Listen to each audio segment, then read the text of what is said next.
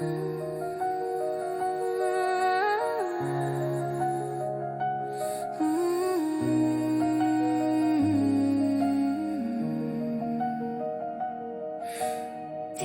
плаках нощем в тъмнина,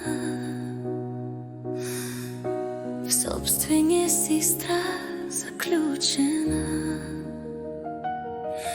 Светът ми беше малък, без глас, но Бог в сърцето ми крещеше. Ти държеше ме в кутийка, като кукла на конци управляваше моите дни. Скъсах окови, родих се наново, измъкнах се от ада и сега имам жажда за правда. Възкръсвам като феникс от пепелта сега.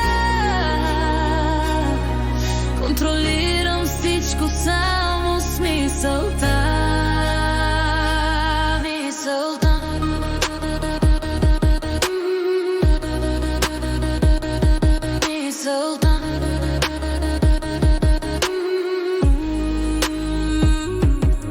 Сърцето ми кървеше, но станах. От пепелта си крила направих. Бог ме вдигна, когато ти ме срина в прах. Луцифери, вече от теб не ме е страх. Дълго в ада с теб живях и най-лошото преживях. А не знаех, че с дявола в леглото си спах.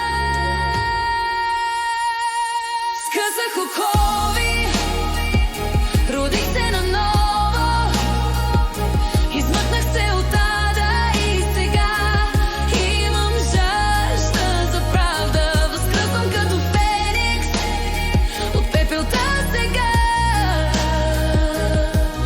Контролирам всичко, само с мисълта.